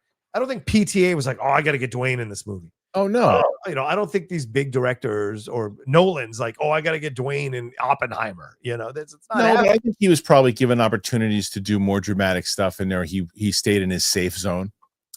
I think he's probably, what he's not saying, and people won't admit it, maybe, is he's probably screen tested for some of these and not come up strong. We'll see how Smashing Machine does. Because listen, I liked him in Hitch. I think he can do drama. Oh, not Hitch, Snitch. Faster. Faster is fun. There have been moments where The Rock, Be Cool and there are moments where he's shown what he can do, but there hasn't been. He hasn't been able to. This is the test. This is the test. Yeah, this will be the test. Yes, agreed. It's another, but make no mistake about it. So why he really got along with Emily Blunt on that Jungle Cruise movie. Yes, and that's why he made sure that he got her for that role, because I think he feels safe with her, and she probably brings some good stuff out of him. She elevates everybody. She's phenomenal. Yeah, phenomenal. Monica, happy Monday. First day at my new job. I love that, Monica. That's great. Wish me luck. Good luck indeed. Still haven't seen K-pop Demon Hunters, but it's everywhere. I need to check it out soon. You should. It's a really fun movie. Yeah, you and me both, Monica. It's really good. I liked it. Go Pal. Did August become a movie dumping ground because all schools moved their startup date 2 to 3 weeks? When I was in school, it started after Labor Day. No, it still starts after Labor Day for at least East Coast, not on the West Coast, but on the East Coast, and like the day after Labor Day. So I don't think it's a dumping ground. August has never been a dumping ground. It's always been, at least for as long as I've been covering these things. The first week or 2 weeks, you'll get a release they think can do well, and then the rest of it is just they throw everything else in there, not necessarily dumping ground, but just like no huge releases. The beginning of September, you're going to get a couple of nothing really big. Then the end of September, you might get a couple of contenders, maybe one big studio movie, and then October studio mixed with Oscar stuff. November Oscar mixed with big movies. December Oscar mixed with big huge movies. Yeah. Corn Emperor. In my opinion, Sydney Sweeney's hot, not a movie star. Her movies tanking don't mean anything. Actual movie stars need to stick to their roles, franchises, and good. It's like it is. Look, it's a matter of Sydney Sweeney today could very well fit everything you just said there. But tomorrow she could be put in that one role that everybody goes to see, and then she's a big movie star. Possibly. She's a star right now. She's a star. She's a big, huge star. I don't think she's a movie star. I don't think she's a star. I don't think she's a big, huge star. She's a star. Her name is everywhere. I've seen maybe one thing that she's been in, and that's Madam Web, right? And I hear her name every other sentence. Her name comes up. She's a star. Now, in the same way that there's Logan Paul is a star. It's a bunch of horn dogs, man. It's not real. All right, whatever. I don't know. I don't want to. Whatever it might be. Yeah, she's a star. Doesn't matter what it is. I'm not telling you movie star and other stuff, and I haven't seen her stuff, so I can't say if she's a bad actress or not a bad actress. I'm not even saying her talent is an act, because I saw that show on HBO that she was on when she played reality. When it's like she can act. Anyone who's saying she can't act, she can act. It's just that, I think there's more going on in the pop culture zeitgeist about her than there is actually people going to support her work. And I think that's a difference. But that's a different conversation, right? I don't disagree with you. I think though, if there's more conversation about her, that means you're a star. It's people talking about you. Yeah, star, not big, huge star. That's what I said. I think she's one of the big, like most. She's crossing over. She's definitely into the mainstream, but she is in the mainstream, no doubt. Yeah. I still hear Jane's Addiction every time you say "caught stealing." I have no idea what it's about, but that song had better be in the movie. It really should be in the movie. I think that I don't even know if I've seen a full trailer. I think I've seen a little bit. I just know that it was on my list because I like it's Aronofsky. Yes. And I like Austin Butler. So my fingers are crossed, because the last one I got hyped up about with Austin Butler was that motorcycle movie with him and Tom Hardy. I didn't love that movie. How you doing? I'm riding a bike. Did you like it? I haven't seen it. I've seen like 10 minutes of it. It's fine. I was expecting it to be great. Yeah. Jodie Comer was good. Ralph, Usual Suspects is 1 hour and 40 minutes. Perfect reaction movie. I think that's going to be the next one for her. She hasn't seen that. She hasn't seen Seven. Ooh, so 7. Yeah, it's another one. Yeah. Michael McKenzie. Hey guys, sorry I missed the truth yesterday, John. Have you guys started playing God of War yet? Or have you started playing God of War yet, John? No, I have not. I'm finishing up my second trip through Tsushima, and then I'm going to retire the game and move on. Maybe God of War, but Madden 26 is coming out, is out. So I got to play that first. All right. Matt at the movies, going to see Batman 89 in Dolby at AMC theaters. That's a lot of fun. Can't wait. First time watching in a theater. That's really great. Nice. I love that. I'll never forget that. That is what we were talking. That was an event. Yes, it was. Yeah. I saw that thing 8 times in the theaters. Good Lord. Yeah. Wow. That's an event. I remember walking around in Queens when they had this fair, and it was like it's big block party they used to have. They had it at Bell Boulevard. They never do that anymore. I just realized, you know what? Well, Luke said how good the color was looking today on the camera. Yeah. Oh, yes. And I think that's because I only have one of the backlights. Oh, that one. And I might just leave that one off from now. I mean, I've been a happy accident. Yeah. Anyway, I was walking around Bell Boulevard. I remember seeing all these Batman shirts back in the day. Oh, yeah. Yeah. Okay. I when that thing popped up, when the ad came up and we okay, you got to be able to laugh at yourself, because this is no ad. You got to be able to laugh. Come on, it's funny. Virus. It's funny. Okay. Yeah. So now at 43 so far, nice little comeback from John. Nathan Drake, Alien Earth episode 3 reaction. Love the first 2. I think I'm just going to review the series. Nobody cared about the reaction. I'm just going to. I can't wait. It's a waste of money on the editor. Nobody gave a shit about it. So I'm going to I'll watch the whole series and then I'll react to it. I love this. That's, you know what, John? I went back and I told you that Hmm. I think maybe those I'll watch as they come out week by week. As like Peacemaker, Alien Earth, and then Yeah. I'll go back and binge maybe Fallout. Yeah. Yeah. Oh, there you go. There you go. Yeah. But I think Alien Earth is going to be my next one. I have to get caught up on number 3. So good, dude. The third one is good. Yeah, that's the best episode of the series so far. The first 3. Yeah. Mad at the movies. Can't wait to see Sam's reaction to Return of the King. But I'm with Rocha. I prefer the Hobbit trilogy over Lord of the Rings. That's insanity. That's insanity. You guys live on a crazy island. I like films about men and not children crying about rings and stuff. You know, the dwarves are men, and we're handling business. All right, congratulations, John. Congratulations. I've been doing this show for you for many years. I would say that's one of the dumbest takes, maybe the dumbest. Get out of here. You might have just done it. Congratulations. We got to climb up the mountain, Mr. Frodo. I'm your Sam. Dingus McNully. Kristian, have you seen Warfare yet? No, I haven't. Oh, I feel like for sure. I feel like that'd be in your top 10 if you haven't seen it. So intense. I think that if I do see it, I'm just going to see it. I don't think I'm going to do reaction to it. Oh, yeah, intense, dude. It might be in my top 3 actually. I might have to move one out. Yeah, let's see. All right, next one. Tim Sim. Hey. Now we're in the last week of the summer movie season. What are your takeaways from this summer? For me, DCU is off to a modest but very good start. Oversaturation mistakes of years before is now affecting the MCU. What do you think? What's his? Oh, there's now we're in the last week of summer. What are your takeaways from this summer? For me, the DCU off to a modest but very good start. Oversaturation mistakes of years before is now affecting the MCU. So, and then Tim's got a second part coming out. We'll read it. But yeah, I mean, look, the summer for me, the biggest takeaway for me was Cretin as a superstar director, and now $200 million for weapons. That to me is the biggest story. Kreger, yeah. Kreger is I said Cretin again. Kreger is he's the biggest story of. And then it's been kind of a mild summer, I think. But things got accomplished, like the DC launched a new arm, and we'll see what happens. We'll see if Supergirl continues that, Clayface continues that. We'll see with the casting, as the Brendan Sklenar thing, a lot that picked up over the weekend. So that actually happens. Jurassic World still a strong contender, but there weren't a lot of strong contenders throughout the summer. So I would say that it was a mild summer, not a great summer. Mild, yeah. I mean, clearly from what we just read about the receipts too. Varied Geek. Don't know if it's on your radar, but Knees Out 2 is one of my faves of the year. Also made an insane amount of money and plans on checking it out. That's the A24 one. Also, I'm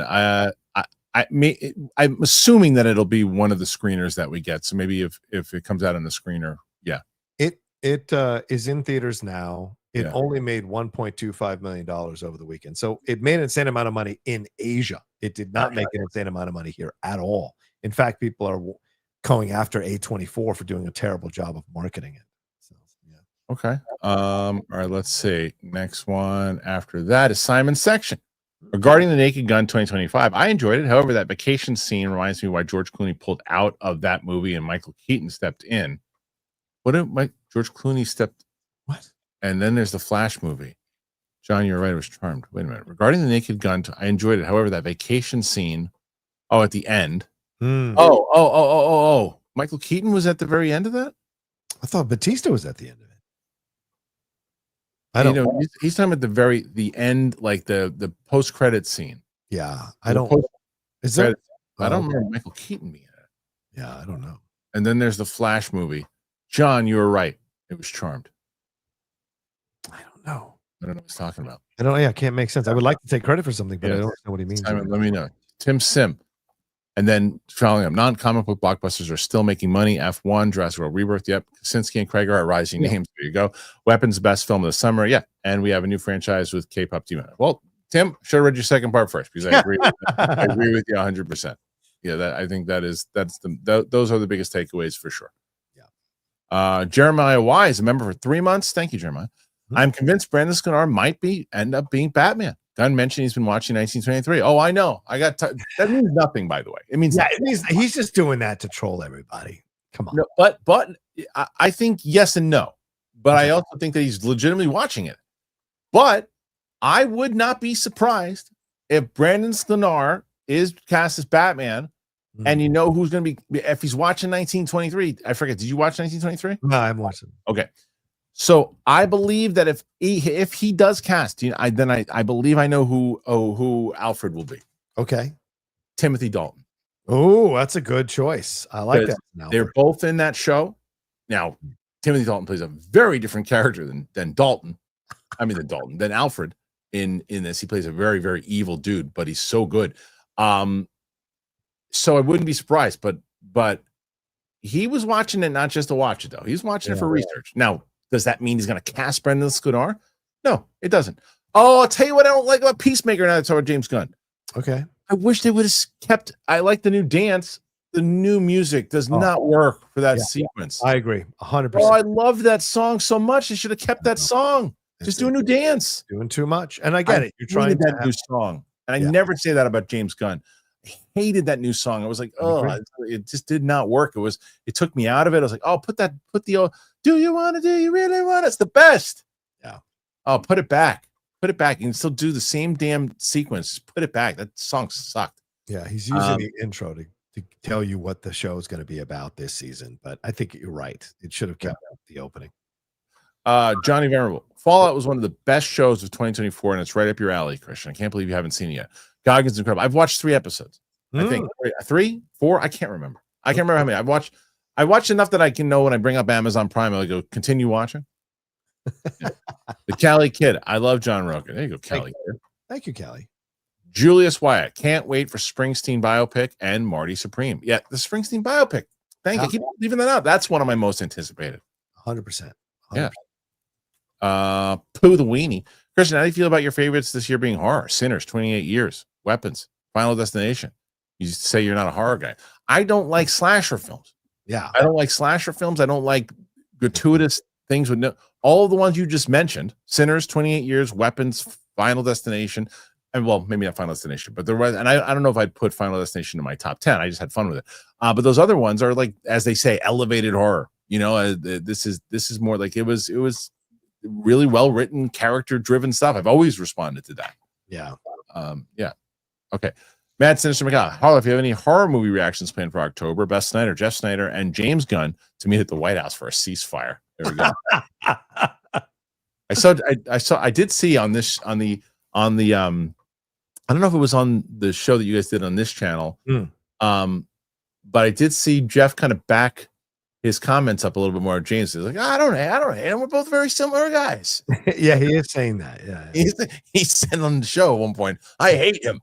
He said he wants to fight him. He says he wants to fight him. Yeah. But we know this in life. Sometimes the people we hate the most are the people that reflect our own maybe don't like about ourselves back at ourselves. Yeah. Maybe so. So let's see. Okay. Keith. Santa Maria. Support. I saw K-pop in theaters. That's fun. Didn't know it was a sing-along. I was not with a kid yelling. Fun movie though. That's hilarious. I mean, it says it right on the bill. What were you this one's going to cause so much shit on so many different levels. Yeah. Cali Kid says Dakota Johnson over Julia Roberts and Florence Pugh. Nonsense. Yeah, I'm going to pull up a picture because we're talking about that age range. Nonsense. Nonsense. All right, so you're talking Dakota Johnson and Florence Pugh, who are both very attractive. And both have curves. You're a crazy person. Yeah. You're all crazy people. Yeah. No, even I'm with Christian on this one. Yeah, they're crazy people. Julia Roberts definitely over Dakota Johnson. Now, I think Dakota Johnson, now this is the thing that's going to drive you nuts. Okay. I go in my 3 as far as attractive. Yeah. I go Julia Roberts, Dakota Johnson, Florence Pugh. You're so insane. Sorry. You're so insane. That's where I go. But let's go. Next one. And this is Eric Kirby. Hey guys, with a world full of dog lovers, how much money do you think Good Boy, that horror dog movie, will make at the box office? I didn't know about it until John mentioned it. Yeah. I mean, I think it all depends on what happens in the movie and the first wave of reviews with people who see the movie. Because I mean, people love dog movies, but if the dog's in danger and if the dog dies, I think a lot of people won't go see it. But if the dog survives, which I imagine it will since it's PG-13, I think people will, with curiosity factor. But I don't think it's going to be like $300 million or anything like that. But it'll do well. JP Wiggins. ABBA and Preach covered the Raja crime pretty good. Hmm. The moron was live streaming ringside and allowed his audience to goad him to the crime. He needs to sit in a prison cell for a few years. He definitely needs to have a repercussion. Yeah, he definitely does. I mean, there was an assault. I agreed 100%. It was an assault. Yeah. Playing dumb about pro wrestling should not be an excuse. No. Go, pal. I saw RoboCop at 10 and I hated it. Should revisit. Oh, man. I think I saw it at the same age and I loved it. Yeah. Yeah. God, I love this so much. Go, pal. Okay. Eric Kirby. Johnny, almost 50 now. Not bad. Hey, not bad. Eric Kirby. Hey, guys, with the world. We did that one. Yeah. We did that one again. Michael. Yeah, weird. Since you guys like your sports, you should check out Australian rules football. Playoffs are next week, and my team are in the mix. Go Fremantle. Well, I will say I'm too old to learn new sports, but I give you all the support in the world. I occasionally will catch Australian rules football, I think on Fox or ESPN, because they play early in the morning live. It's fun. I'm not necessarily going to get into it, but I'm an Essendon FC fan from years ago, so I'll throw that out there. Go, pal. Crayley's accent was grating, but I like DA Dolls. Okay. I didn't see it. Matt Sinister McCall. Rocha, I have questions on some of your movie takes. What's wrong with Once Upon a Time Hollywood ending? Hobbit over Lord of the Rings. Why do you like Citizen Kane? It's the greatest film ever made. That's why I like Citizen Kane. It's the one that sparked my love of movies, really. We've talked about the ending. I don't like, because he didn't do anything to build up to the ending, and so it was you coming in with your knowledge of what historically happened that he used to do that ending. And those kids didn't look threatening at all. They looked like completely flaccid young teenagers, can't do shit. They didn't look threatening at all. So he went over the top and indulged his love for violence on that too much, in my opinion. And as I said, Hobbit over LTR, because I just like the dwarves better than the hobbits. So much better than the hobbits. Okay. Going back to wrestling real quick. Raw today is on at 3:00 because it's in Paris. Yeah, are you going to watch Clash in Paris this weekend? I don't think so. I mean, I'll watch it, but I just won't watch it live. Yeah, I'll watch it. I'm curious. I want to see what they're going to do with the women's championship. You got to give it back to Rhea at this point, right? I don't know, maybe. Because of her pregnancy. Yeah, that was a great promo, by the way. Rhea's not pregnant, is she? No. Naomi, yeah. But her turning it around, and I thought that was genius. Joshua Spencer, have you seen the trailer for Naomi? What is it? Anemone? Yeah. Anemone. It's the new Daniel Day-Lewis film. He co-wrote it with his son. I knew that's why he was coming back. I didn't see the trailer, though. Does the trailer look good? Yeah, him and Sean Bean playing old Irish Republican soldiers who were involved in the Troubles and revisiting what happened in the past. It seems that's what it's hinting at. Okay. It seems pretty stylized. But yeah, his son directed it and co-wrote it with Daniel. When did that come out? I think sometime later this year. Makes sense. What as well as I do, yes, that he's going to come back for this. He hasn't acted in 10 years, something like that. Yeah, something like that. He's getting nominated. Probably, yes. He's getting nominated. If he wins, I mean, you got to put him in GOAT status, right? Or at least in the conversation. Oh, I think he's already in GOAT status, to be honest with you. The GOAT or just status? I just looked at The Ringer. The Ringer just released the top 100 and one best performances of the 21st century, and they put Daniel Day-Lewis below Naomi Watts in Mulholland Drive. Kiss my Latino fat ass, man. Daniel Day-Lewis is number one in there is no competition. There Will Be Blood. Zero from There Will Be Blood. None. Naomi Watts can't hold a fucking candle to what Daniel Day-Lewis does in There Will Be Blood. It's not in that movie. Joey Pedros, is there a place for big movies that has something interesting to say anymore? I feel like most mainstream movies have become severely dumbed down. I don't know. I mean, look, I mentioned Thunderbolts. I think Thunderbolts had a lot to say about mental health, which is one. I think I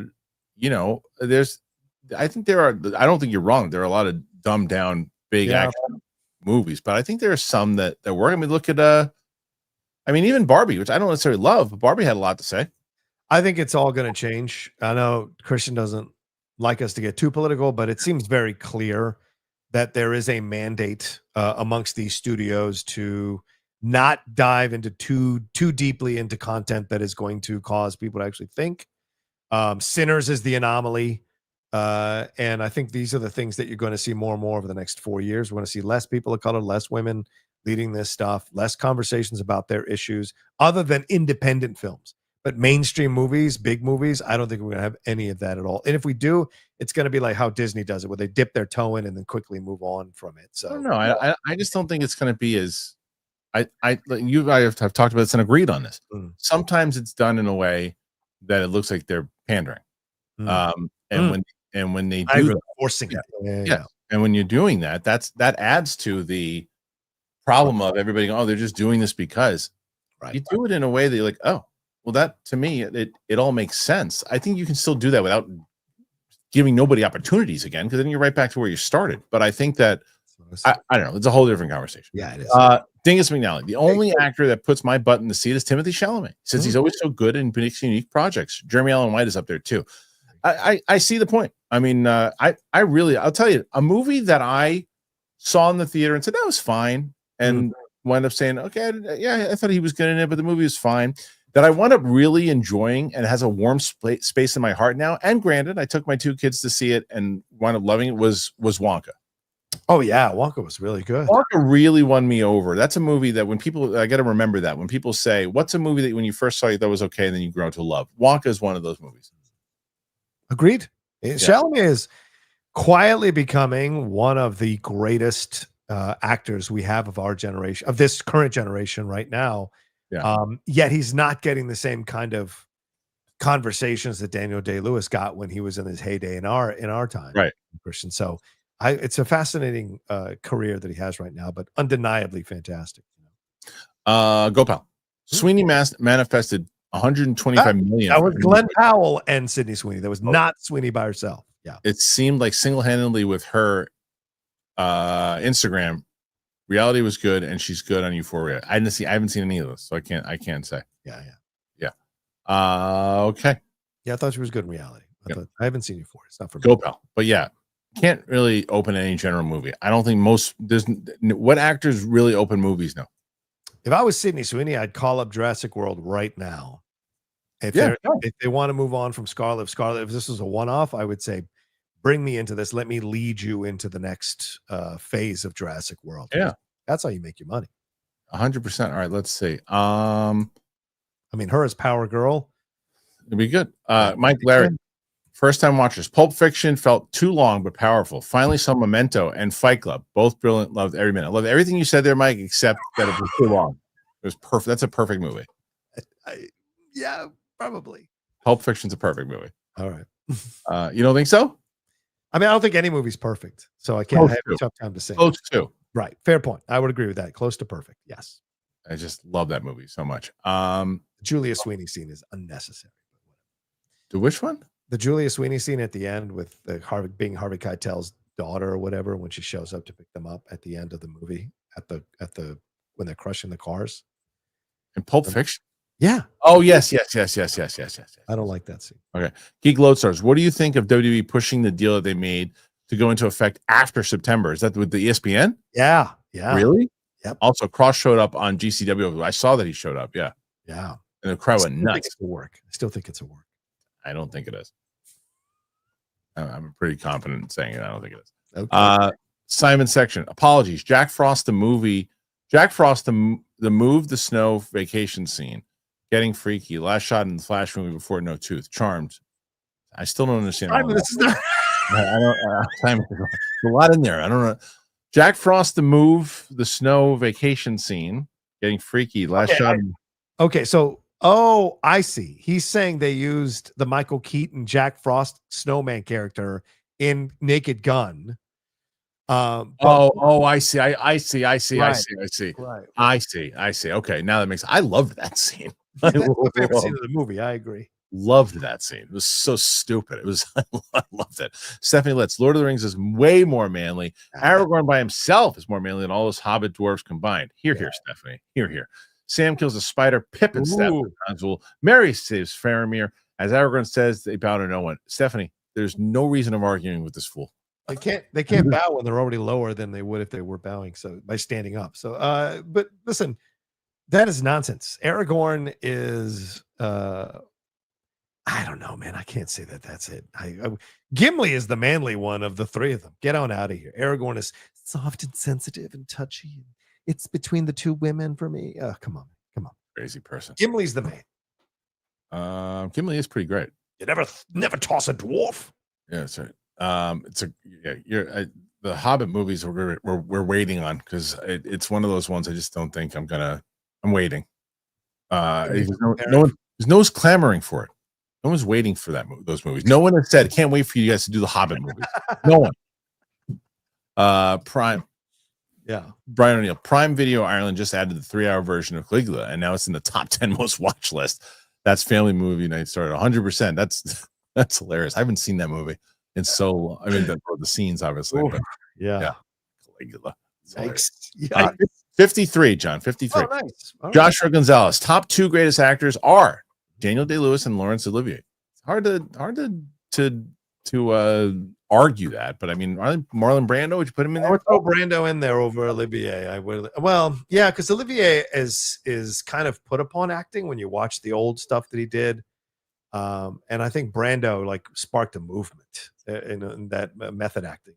Well, the other thing I was going to say is, did you see? The movie doesn't look very good, but that movie with Billy Zane playing. Oh yeah, I saw the trailer over the weekend. Yeah, he looks just like him. Insane. He doesn't really sound like him, but he looks just like him. Yeah. And the movie, I just don't think looks very good. But they shot at him as Brando, as the Don Corleone, is crazy. Yeah. It's crazy. Like he looks just like him. Yeah. All right, let's see. Thank you, Joshua. The Cali Kid. I saw Weapons and I really loved it. We're seeing it in the theater. It's absolutely. I didn't see it in IMAX though. Did you see it in IMAX? No, just saw regular. Me too. Yeah. JP Wiggins, first time reaction for you and Sam. Hunt for the Wilder People, one of Taika's best. I don't think that's I mean, look, I do want to see that movie, and I've never seen it, but I don't know if that's a reaction that people. No one would watch that reaction. Yeah. No. Yeah. Especially because Taika's stained now from Love and Thunder. Yeah. Is he though? Yes. And Mexico Wins. Those 2 films. Yeah. All right, this is the last one for now. Okay. I lied. Julius Wyatt, Daniel Day-Lewis, and There Will Be Blood is maybe the best performance ever. It's hard to argue against it. It's in a conversation. I mean, this is the Ringer pandering. Oh, let's put a female at the top. It's nonsense. Fucking Daniel Day-Lewis is the best. Kalani, Demon Slayer, Infinity Castle will break records. So I was supposed to see that last week. Oh, okay. But I have never seen the show. So everybody was telling me, everybody in the comments, everybody, like Steph was like, you cannot see. It's like someone said it. It's like going if they did a Sopranos movie at the end of season and not seeing any episodes of Sopranos. So I'm like, all right, I guess I'll wait. And I didn't go. Plus the fact I had a thing, I had to take my daughter to the doctor that day, so it just didn't work out. Yeah. There has to be a thing. Yeah. No, wait a minute. Pooh the Weenie said Rocha and Snyder didn't even know Gollum died in Return of the King. We didn't. We forgot that he had died. Jeff didn't know. How could you judge the movies? You haven't even seen them. I've seen the movies. I'm saying we forgot. I forgot that he died because I haven't seen the movies in forever. It's the whole end of the movies. The whole point of the ring going in is Beth falls in there. The whole end of the movie is 6 fucking endings with black. That's fair too. That's fair too. Wow. All right. Simon Section. John, I saw your scene in Charmed. You played an emergency response worker. I thought it was ER. Oh, yeah. That's, God, years ago. Oh, that's what they were talking about. Charmed. Yeah, the Charmed. Yeah, being in Charmed. Oh, that's right. Oh, that's what Simon was getting at. Yes. That's what you were saying. In Charmed, it was a lot of fun. Rose McGowan was really sweet. I had a really nice time with her. She's very kind. What about the other ones? Did you work with the other ones? No. I was only one. She was coming in right after me in the scene. And she was really nice to me because I was nervous. She could tell I was nervous. Honey, just say the lines. It ain't that big of a deal. It's Brandon Ninja. Samara Weaving is hotter than Sydney Sweeney. It's all taste, isn't it? It's all subjective. I gotta see her. Yeah, Samara's she's definitely like everyone says you don't see Margot Robbie, Jamie Presley, and Samara in the same room. Yeah, she's cute. Yeah, she's got 2 movies out right now on streaming. Samara. All right, let's see. Paul Hitchcock, what a show. John, dwarf tossing, hobbit loving, Rocha and Kristian watching Caligula game tape Harloff. 100%. Yeah, that makes sense. That's usually that's a solid Monday show. That's usually what happens. Yeah, pretty much. Yeah. That's it. All right, so we got 59. We'll do this. You're gonna do it. You do a sign off. If they want to keep you on, they'll throw a couple more in there. If not, we'll be back here soon. Nathan Drake. Remember the Emoji movie? Christian said, what a hunk of dog shit that was. That is the essence of the Kool-Aid movie. I mean, that's the essence of it. Yeah. Emoji movie. All right, John, take us out. Where are we going? Yeah, thank you guys. Appreciate it madly. Please follow me at The Rocha Says on all social media. Head over to the new John Rocha channel, youtube.com/John Rocha Says. See all the great stuff we got going on today. Either Geek Buddies or Hot Mic. Look for that coming out today. And then the other one will come out tomorrow. And of course, Spill the Tequila tomorrow night and all of that. Thank you so much, Kristian. Have a great Monday. Yeah, I don't need 30 minutes of lighting fires. Yeah. How dare you go, pal. Or running across the meadow. Ugh. Get out of here. Get out of here. All right. So John Rocha, guys, thank you for you guys. Really appreciate it. Check us out on Apple Podcasts, Spotify, anywhere podcasts are found. Appreciate you guys very much. Please, if you haven't checked out my F1 reaction with my buddy Ming, he's brand new to this, so go show him some support. You're going to see a lot more of him on the channel. So go by, say hello to him, and we will be back tomorrow with a live show. We'll be back tomorrow with Return of the King, speaking of Lord of the Rings. That's it. You guys rule. I appreciate you guys very much. We will see you guys on the flip side. Bye.